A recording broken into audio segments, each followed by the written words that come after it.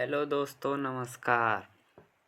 मैं आपके अपने परिवार दुर्गेश जी टिटवाला एकेडमी में आप लोगों को हार्दिक स्वागत एवं अभिनंदन वंदन करते हैं।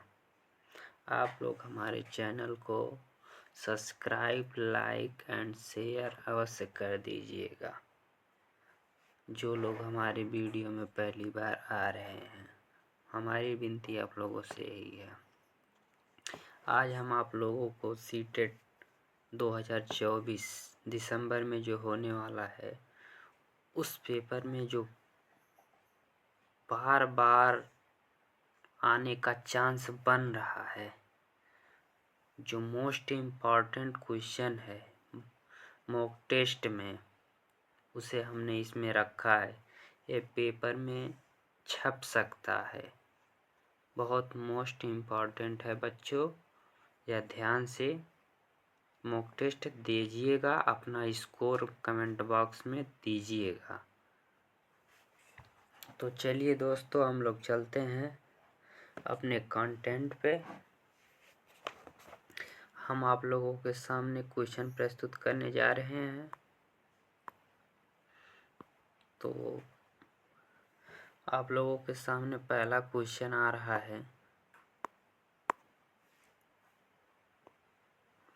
आप लोगों के सामने पहला क्वेश्चन आ रहा है। देखिए, इसका आंसर बताइए। पहले क्वेश्चन का आंसर, प्रश्न है, निम्नलिखित में से कौन सा बच्चों के संवेगात्मक विकास के लिए सर्वाधिक उपयुक्त है? नंबर 1 है कक्षा कक्ष का प्रजातांत्रिक परिवेश। दूसरा है अध्यापकों की कोई भी सहभागिता नहीं, क्योंकि यह माता पिता का कार्य है। तीसरा है कक्षा कक्ष का नियंत्रित परिवेश। ऑप्शन नंबर चौथा है कक्षा कक्ष का अधिकारवादी परिवेश। कक्षा कक्ष का अधिकारवादी परिवेश, इसका कौन सा राइट आंसर हो जाएगा? पहले का राइट आंसर कौन सा होगा? मॉक टेस्ट में अपना स्कोर बताइएगा, अपना खुद अंदाजिएगा। जितना अपने मन से खुद से करेंगे, आंसर देंगे, वह आपका मोटिवेशन, आपका स्कोर बढ़ाएगा, आपको कॉन्फिडेंस बढ़ेगा। तो इसका राइट आंसर हो जाएगा आप लोगों को, इसका राइट आंसर हो जाएगा, इसका राइट आंसर ए हो जाएगा, पहला।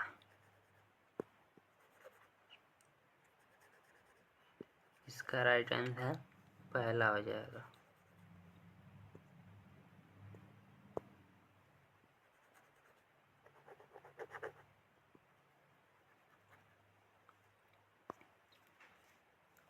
इसका राइट आंसर पहला हो जाएगा।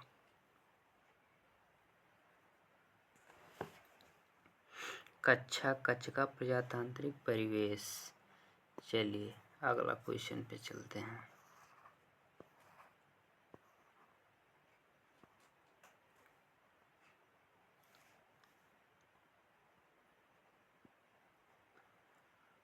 अगला क्वेश्चन हम लोगों से, निम्नलिखित में से कौन सा एक उपयुक्त रचनात्मक आकलन कार्य नहीं है?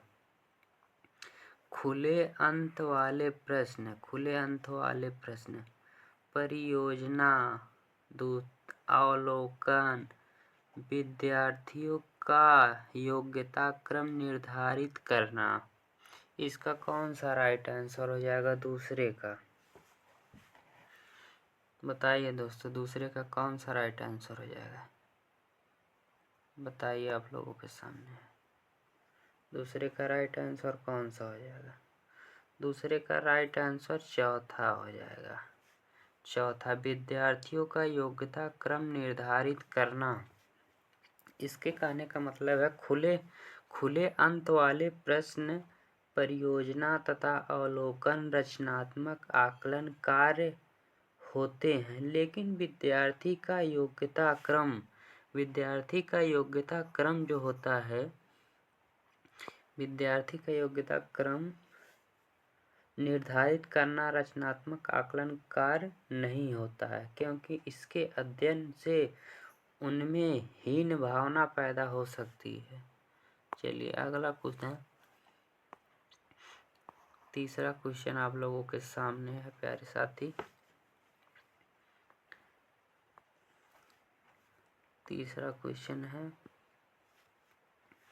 देखिए, एक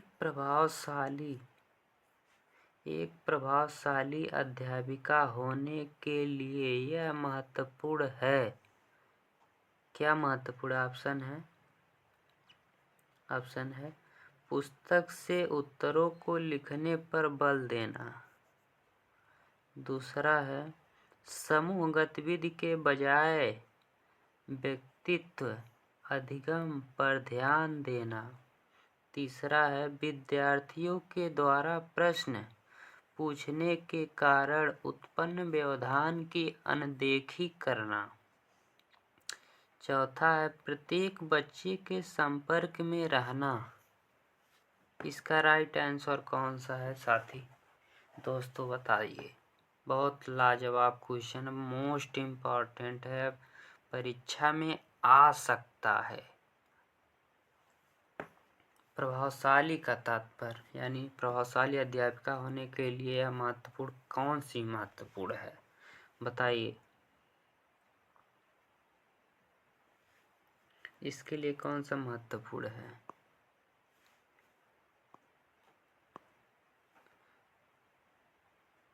इसका राइट आंसर चौथा हो जाएगा, प्रत्येक बच्चे के संपर्क में रहना। इसका राइट आंसर हो जाएगा प्रत्येक बच्चे के संपर्क में रहना। चलिए अगले क्वेश्चन पे चलते हैं।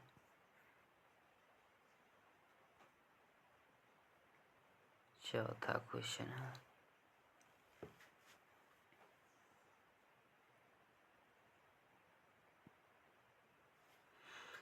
बच्चों के अधिगम को सुगम बनाने के लिए अध्यापकों को एक अच्छे कक्षाई परिवेश का सृजन करने की आवश्यकता होती है।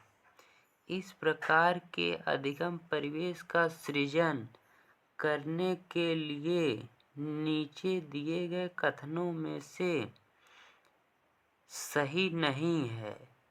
ये दोस्तों देखिए सही नहीं है। ऑप्शन ए है बच्चों के प्रयासों को स्वीकृत करना। ऑप्शन दूसरा है अध्यापकों के अनुसार कार्य करना। तीसरा है बच्चों को स्वीकार करना। चौथा है अध्यापकों का सकारात्मक रुख। इसका राइट आंसर क्या हो जाएगा दोस्तों बताइए। चौथे का क्वेश्चन थोड़ा लंबा है लेकिन बहुत आसान क्वेश्चन है। बताइए चौथे का राइट आंसर। चौथे का राइट आंसर दूसरा है। चौथे का राइट आंसर दूसरा है अध्यापकों के अनुसार कार्य करना। चलिए अगले क्वेश्चन पे चलते हैं।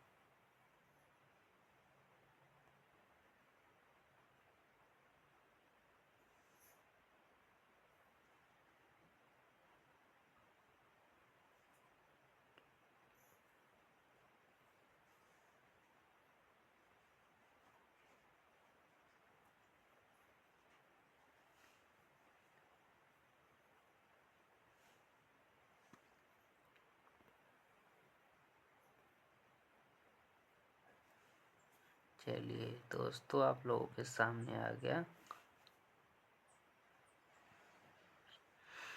पांचवा क्वेश्चन है लड़कों एवं लड़कों एवं लड़कियों के विषय में कुछ कथन नीचे दिए हैं। आपके अनुसार इनमें से कौन सा सही है?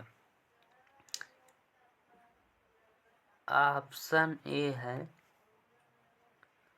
लड़कों को घर के बाहर कार्यों में सहायता करनी चाहिए।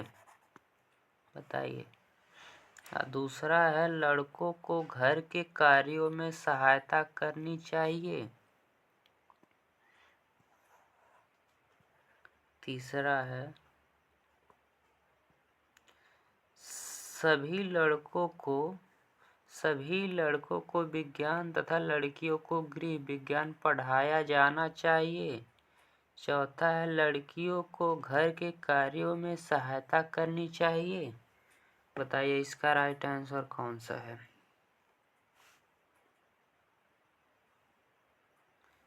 तो ये सही है कि तीसरा चौथा कौन सा सही है? इसका राइट आंसर है दोस्तों, इसका राइट आंसर है दूसरा। इसका राइट आंसर है दूसरा। लड़कों को घर के कार्यों में सहायता करनी चाहिए। लड़कों को घर के कार्यों में सहायता करनी चाहिए। चलिए 5वां क्वेश्चन है, 6ठा क्वेश्चन है आप लोगों के सामने।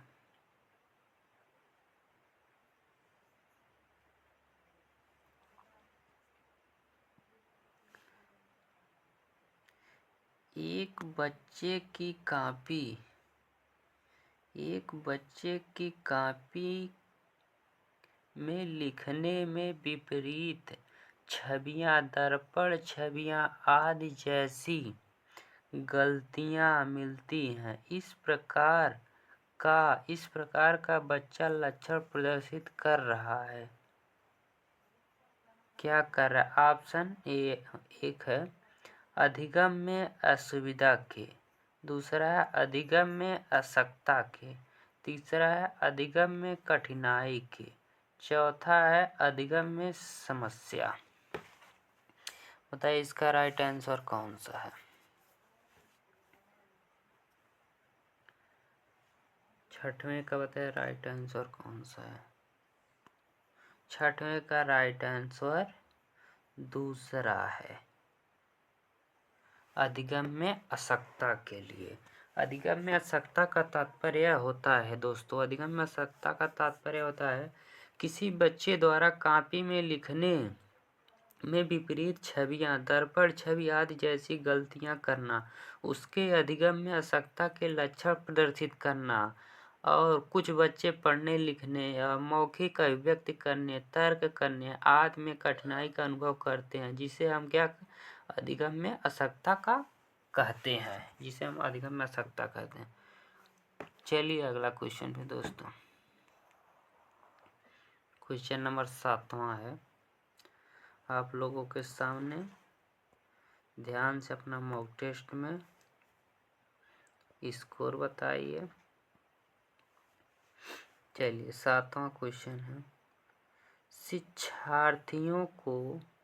शिक्षार्थियों के ज्ञान अर्जन में सहायता करने के क्रम में अध्यापकों को किस प्रकार ध्यान केंद्रित करना चाहिए? ऑप्शन 1 है, सुनिश्चित करना कि शिक्षार्थी सब कुछ याद करते हैं। दूसरा है, शिक्षार्थी के द्वारा प्राप्त किए गए अंकों/ग्रेडों पर। तीसरा है, शिक्षार्थी को सक्रिय सहभागिता के लिए शामिल करना। चौथा है, शिक्षार्थी के द्वारा अधिगम की अवधारणाओं में कुशलता प्राप्त करना। बताइए 7वें का कौन सा राइट आंसर है? एक पहला है, दूसरा है, तीसरा है, चौथा कौन सा सही है? 7वें का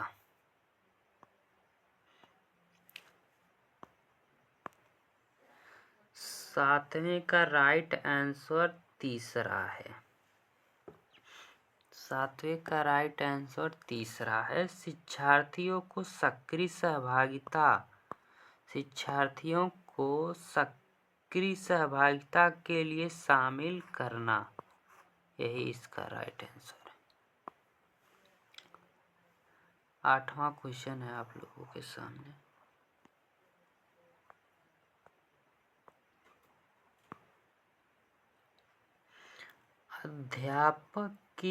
अध्यापक की दृष्टिकोण से प्रतिभाशीलता किसका संयोजन है? ऑप्शन ए है उच्च योग्यता, उच्च सृजनात्मकता, उच्च वचनबद्धता। दूसरा है उच्च प्रेरणा, उच्च वचनबद्धता, उच्च क्षमता। तीसरा है उच्च योग्यता, उच्च क्षमता, उच्च वचनबद्धता। चौथा है उच्च क्षमता, उच्च सृजनात्मकता, उच्च स्मरण शक्ति। 8वें का बताइए कौन सा राइट आंसर है? 8वें का राइट आंसर पहला है, उच्च योग्यता, उच्च सृजनात्मकता, उच्च वचनबद्धता। 8वें का राइट आंसर है। इसका कहने का तात्पर्य है कि अध्यापक के दृष्टिकोण से प्रतिभाशालिता, उच्च योग्यता, उच्च सृजनात्मकता, उच्च वचनबद्धता का संयोजन है, यही यह कहना चाहता है। 9वां है आप लोगों के सामने एनसीएफ। इससे तो क्वेश्चन मॉक आपके परीक्षा में तो पक्का ही छपेंगे। चलिए 9वां क्वेश्चन आप लोगों के सामने है। एनसीएफ 2005 के अनुसार गलतियां इस कारण महत्वपूर्ण होती हैं। ऑप्शन 1 है यह विद्यार्थियों को उत्तीर्ण एवं अनुत्तीर्ण समूह में वर्गीकृत करने के लिए एक महत्वपूर्ण उपकरण है। दूसरा है यह अध्यापकों को बच्चों को डांटने के लिए एक तरीका उपलब्ध कराती है। तीसरा है यह बच्चों के विचार को अंतर्दृष्टि उपलब्ध कराती है तथा समाधानों को पहचानने में सहायता करती है। चौथा है आप लोगों के सामने यह कक्षा में कुछ बच्चों को हटाने के लिए आधा स्थान उपलब्ध कराती है। बताइए, बहुत लाजवाब क्वेश्चन है, बहुत मोस्ट इम्पॉर्टेंट क्वेश्चन है। एनसीएफ 2005 के अनुसार गलतियां इस कारण महत्वपूर्ण होती हैं। यह बच्चों देख कर क्वेश्चन जाना, बहुत ध्यान से देखना, इसमें गलतियां मत करना। देखिए इसका राइट आंसर कौन सा है? 9वें का। 9वें का राइट आंसर तीसरा है। यह बच्चों के विचार को अंतर्दृष्टि उपलब्ध कराती है तथा समाधानों को पहचानने में सहायता करती है। एनसीएफ 2005 के अनुसार यह कहा जाता है कि गलतियां इस कारण महत्वपूर्ण होती हैं कि यह बच्चे के विचार को अंतर्दृष्टि उपलब्ध कराती है तथा समाधानों को पहचानने में सहायता करती है। एनसीएफ 2005 यह कहता है बच्चों। चलिए अगले क्वेश्चन पे। क्वेश्चन नंबर 10वां है। क्वेश्चन नंबर 10वां है आउट ऑफ द बॉक्स चिंतन किससे संबंधित है? नंबर 1 है अनुकूलन चिंतन, नंबर 2 है स्मृति आधारित चिंतन, तीसरा है अपसारी चिंतन, चौथा है अभिसारी चिंतन। बताइए दोस्तों इसका राइट आंसर कौन सा है? 10वें का आउट ऑफ द बॉक्स चिंतन किससे संबंधित है? आउट ऑफ द बॉक्स दोस्तों यह अपसारी चिंतन से संबंधित है। आउट ऑफ द बॉक्स यह अपसारी चिंतन से संबंधित है। चलिए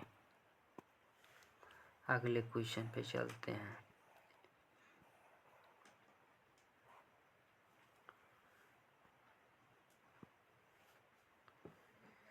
शिक्षण में अध्यापकों के द्वारा विद्यार्थियों का आकलन इस अंतर्दृष्टि को विकास करने के लिए किया जाता है। नंबर 1 है पूर्ण विद्यार्थियों की पहचान करना जिन्हें उच्चतर कक्षा में प्रोन्नत करना है। दूसरा है उन विद्यार्थियों को प्रोन्नत न करना जो विद्यालय के स्तर के अनुकूल नहीं है। नहीं वाला तो ये पहले ही गलत हो जाता है। तीसरा है शिक्षार्थियों की आवश्यकता के अनुसार शिक्षण उपागम में परिवर्तन करना। कक्षा में प्रतिभाशाली तथा कमजोर विद्यार्थियों के समूह बनाना। बताइए इसका राइट आंसर कौन सा होगा? 11वां का 11वां का राइट आंसर तीसरा हो जाएगा। शिक्षार्थियों की आवश्यकता के अनुसार शिक्षण उपागम में परिवर्तन करना। अगला क्वेश्चन आप लोगों के सामने 12वां।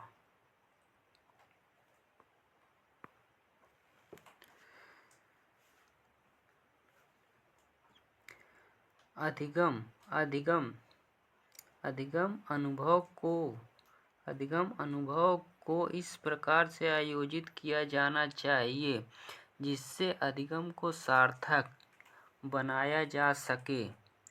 नीचे दिए गए अधिगम अनुभव में से कौन सा बच्चों के लिए सार्थक अधिगम को सुगम नहीं बनाता है? ये निगेटिव टैग वर्ड है। देखिए इसे ध्यान से देखिएगा, इसमें कौन सा निगेटिव है टैग वर्ड? निगेटिव आप लोग जानते हैं।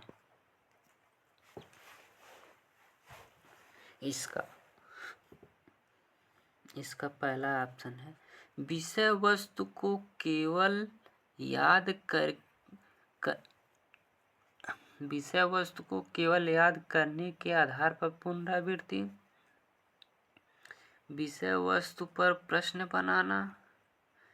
तीसरा है प्रकरण पर परिचर्चा और वाद विवाद। चौथा है प्रकरण पर प्रस्तुतिकरण। इसका राइट आंसर कौन सा हो जाएगा? 12वें का राइट आंसर हो जाएगा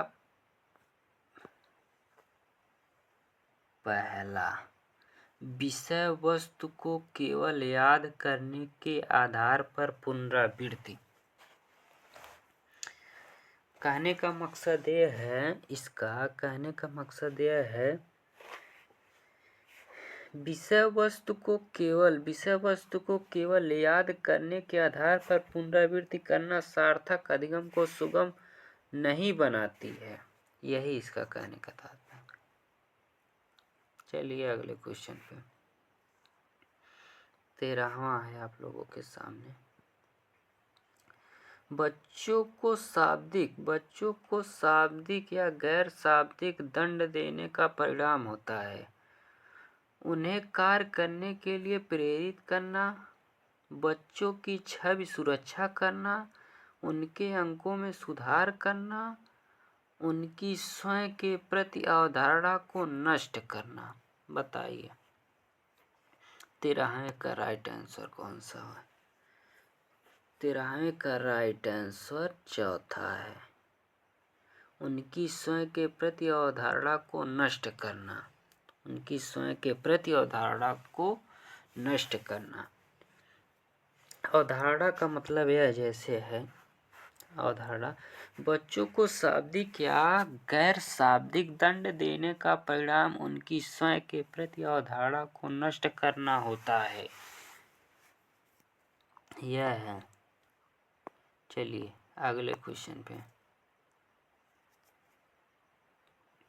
क्वेश्चन नंबर 14 है।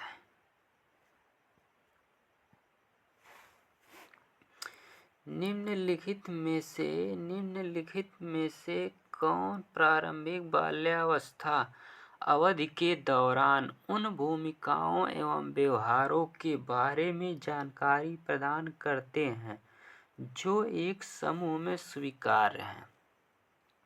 नंबर 1 है भाई बहन एवं अध्यापक। दूसरा है अध्यापक एवं साथी। तीसरा है साथी एवं माता पिता। चौथा ऑप्शन है माता पिता एवं भाई बहन। कौन सा सही है?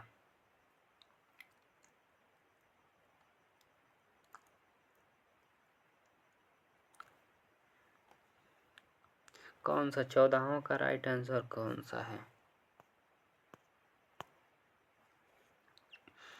14वां का राइट आंसर चौथा है, माता पिता एवं भाई बहन। माता पिता एवं भाई बहन से तात्पर्य है प्रारंभिक बाल्यावस्था अवधि के दौरान माता पिता एवं भाई बहन उन भूमिकाओं एवं व्यवहारों के बारे में जानकारी प्रदान करते हैं जो समूह में स्वीकार्य हैं। कहने का मकसद यह है कि हम लोग के माता पिता भाई बहन ये बताते हैं कि बस भाई ये करो, बाबू ये करो, यही सब हम लोगों को करना चाहिए ना। हाँ, चलिए लास्ट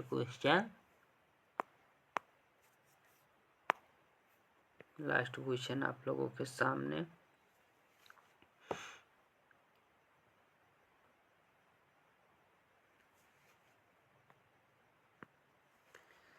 विद्यार्थियों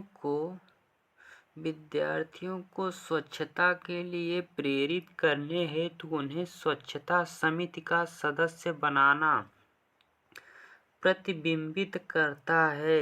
ऑप्शन 1 है प्रेरणा की सामाजिक सांस्कृतिक संकल्पनाएं। दूसरा है प्रेरणा का व्यवहारवादी उपागम। तीसरा है प्रेरणा का मानवतावादी उपागम।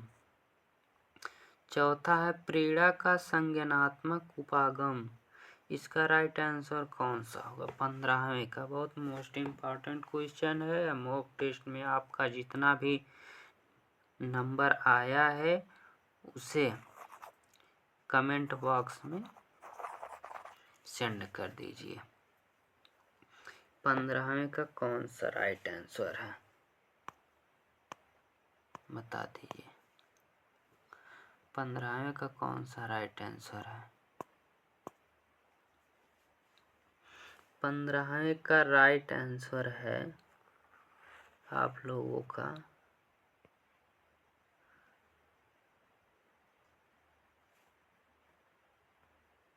पहला। 15वें का राइट आंसर पहला है प्रेरणा की सामाजिक सांस्कृतिक संकल्पनाएं। प्रेरणा की सामाजिक सांस्कृतिक संकल्पनाएं। सामाजिक सांस्कृतिक संकल्पनाएं यह जैसे है विद्यार्थियों को स्वच्छता के लिए प्रेरित करने हेतु उन्हें स्वच्छता समिति का सदस्य बनाना प्रेरणा की सामाजिक सांस्कृतिक संकल्पनाएं प्रतिबिंबित करता है। यही है। तो प्यारे साथी, आज हम आप लोगों के सामने 15 क्वेश्चन लाए थे। 15 क्वेश्चन में बहुत बेहतरीन क्वेश्चन खोज कर हमने लाए थे जो परीक्षा में छपने वाले हैं। मॉक टेस्ट में बहुत बेहतरीन है। इसमें जो भी कमियां हैं, जो भी गलतियां हैं, वो हम मुझे माफ़ करना। गलती नहीं है, लेकिन कहने का मकसद ये है कि पेपर तो छपने वाला है। ये प्यारे साथी, बहुत मेहनत से हमने बनाया है। आप लोगों से हमारी यही गुजारिश है कि आप लोग हमारे चैनल को सब्सक्राइब लाइक कर दीजिए। आप लोगों से हमारी यही गुजारिश है। हमारा वीडियो अच्छा लगे तो लाइक शेयर एंड सब्सक्राइब कर दीजिए। तो आज के लिए इतना है। Thank you all of student. Good morning, all of the best. आज के लिए